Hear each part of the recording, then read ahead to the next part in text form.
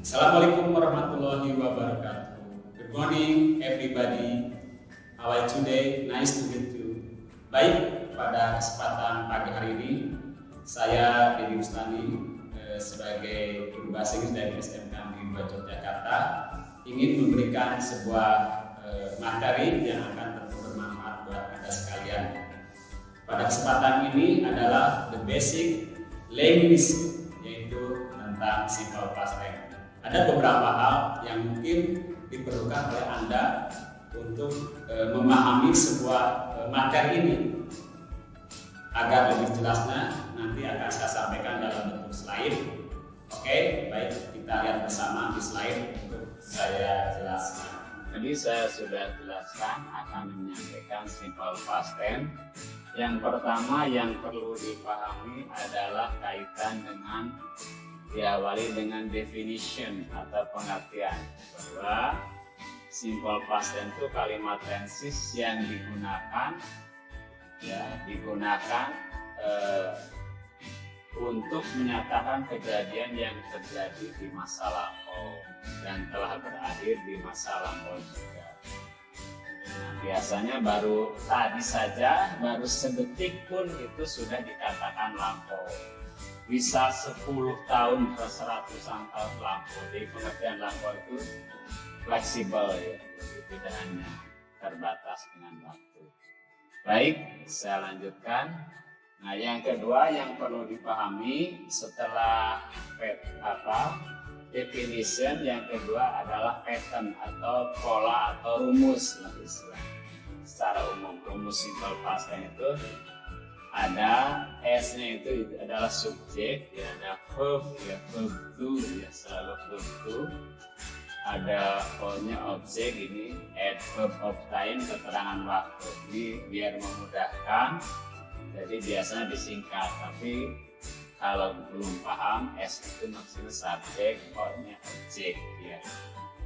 Nah, kemudian setelah itu ada yang ketiga yang perlu dipahami untuk memahami simple past tense itu keterangan waktu, adverb of time.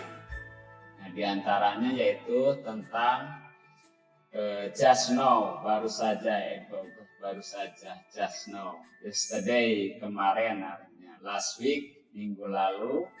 Last night, tadi malam. Last apa saja diikuti, artinya yang lalu, ya, biasa. Kemudian yang berikutnya adalah 2 days ago, 2 hari yang lalu, a month ago, sebulan yang lalu, atau bla bla bla ago, ya, yang lalu, atau tahun, menunjukkan tahun yang lampau, bisa in 1967, in 1990, dan seterusnya, tergantung tahunnya. Jadi sesuatu yang sudah lama. Kalau just now itu baru saja, sangat singkat. Kalau in 1967 itu kan sudah lama banget. Lain. Karena tadi disebutkan menggunakan verb 2, Anda harus paham juga jenis kata kerjanya, ya. Verb itu ada 2, ada regular verb, ada irregular verb. Jadi regular verb itu kata kerja yang beraturan, irregular verb itu kata kerja tidak beraturan. Nah, regular verb itu gampang memahaminya. Ya, biasa kata kerja yang diakhiri dengan ed. Visit, visited, visited. Invite, invited, invited. Study, studied, studied. Played, played, played. Watch, watch, watch. Jadi hanya diakhiri ed, sehingga disebut beraturan itu karena akhirannya antara verb 2 dan verb 3 itu sama, ya, kan? Kemudian selanjutnya ada yang irregular verb, kata kerja tidak beraturan. Contoh go, went, gone, itu kan antara verb 1 dan verb 2, verb 3 nya berbeda, ya. Verb 1, 2, 3 berbeda, go, went, gone. Kemudian ada drink, drank, drunk. 1, 2, 3 nya berbeda. Eat, ate, eaten, ya, beda. Kemudian ada yang verb 1, verb 2 dan 3-nya sama. Buy, bought, bought. Send, send, send. Ada yang sama semua. Contoh put, put, put, semua sama. Verb 1, 2, 3 sama. Maka disebut tidak beraturan karena tidak bisa ada pegangan antara verb 1, verb 2, verb 3. Ada yang beda semua.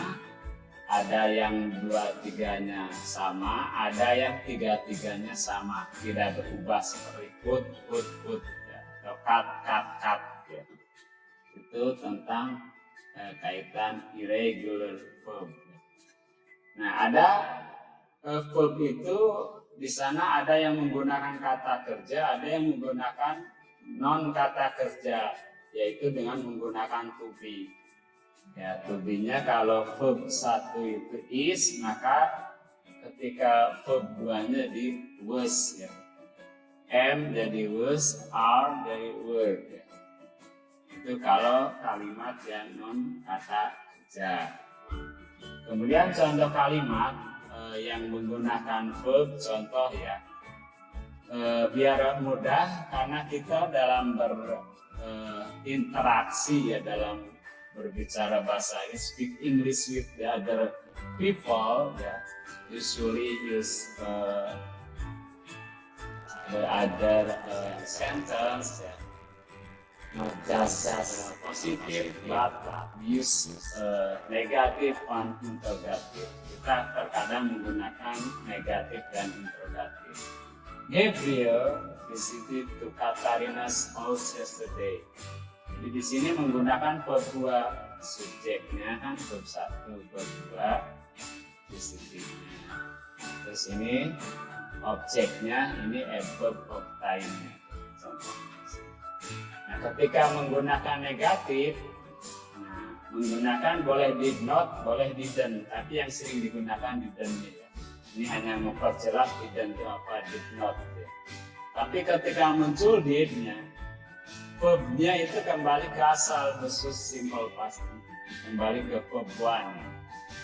Gabriel did not ya, atau didn't visit to Katarina's house yesterday. Jadi kembali ke asal. Begitu juga dalam bentuk interrogatif atau kalimat tanya. Did Gabriel visit to Katarina's house yesterday? Maka ketika ada did, didn't atau did, kembali ke verb 1 ya. Nah, biasa ada jawabannya. Kalau ada kalimat tanya yes no question, istilahnya yes no question kayak gini. Itu biasanya jawabannya yes atau no. Beda dengan pakai why, what, itu kalimat lengkap jawaban. Tapi kalau tanya diawali dengan kata kerja bantu atau to be atau seperti ini, did, itu jawabnya yes atau no. Kalau did, maka di akhirnya dengan did. Kalau do, dia do. Kebetulan ini simple past tense pakai did. Yes, he did. Kalau tidak, no, he didn't. Nah, ini contoh 1. Saya perjelas contoh nomor 2. Ya. Dika send a flower to Amy last Sunday. Send kan? Ini verb 2 ya. Dika subjek, flower-nya objek, plus Sunday-nya adverb of time. Biasanya ya, bentuk simple past tense itu urutannya kayak gini. Meskipun tidak semuanya, tapi biasanya. Nah, dalam bentuk negatif itu ada seperti tadi. Ketika ada didn't, maka kembali ke asal misalnya. Verb 1, a flower to Amy last Sunday. Nah, kalimat tanyanya did jika send mengirim flower to Amy last Sunday. Maka jawabnya yes he did, no he didn't. Oke. Nah, saya lanjut ya. Nah, contoh kalimat ya. Tadi contoh kalimat yang menggunakan kata kerja. Sekarang kalimat yang non kata kerja. Kadang ada siswa bingung ya. Siswa atau yang orang belajar bahasa Inggris membedakan kapan menggunakan to be, kapan tidak menggunakan to be. Prinsipnya biasanya kalau yang menggunakan to be itu kalau tidak ada kata kerja kecuali bentuk present continuous atau bentuk passive voice ya. Tapi kalau yang bentuk kalimat biasa itu yang pakai to be itu biasanya tidak ada kata kerja. Di sini tidak ada kata kerja, maka pakai to be. Nah, karena simple past tense, to be-nya pakai was tadi ya. My mother was a teacher in 1976. Ya. Jadi ibu saya jadi seorang guru tahun 1976 dulu. Sekarang udah pensiun. My mother wasn't a teacher in 1976. Ya, ibu saya bukan seorang guru tahun 1976. Was my mother a teacher in 1976? Ya, apakah ibu saya seorang guru tahun 1976? Jawabnya yes, she was. Kalau tidak, no, she wasn't. Nah, contoh kedua kalau bentuk subjeknya pakai there, jadi to be-nya pakai were. They were happy last night. Mereka bahagia tadi malam. Kalau negatifnya mereka tidak bahagia tadi malam. Ya. Kemudian apakah mereka bahagia tadi malam? Ya, mereka bahagia tadi malam. Kalau tidak, no, they will.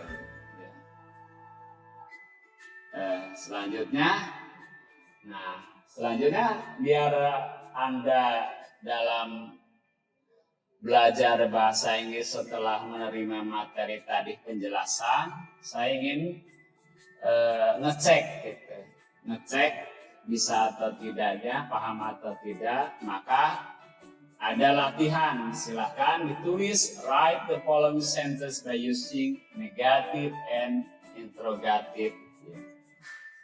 Dalam simple past tense di nomor 1, Aldi Barang bought a new car last week. Nah, silakan dibuat negatifnya apa, interrogatifnya apa. Kemudian yang kedua dalam bentuk non-verb. My uncle was at my house 2 days ago. Paman saya berada di rumah saya 2 hari yang lalu. Oke, Anda bisa mencoba dijawab. Nah, nanti kita lihat sama-sama jawabannya. Baik. Demikian apa yang saya sampaikan, semoga bermanfaat.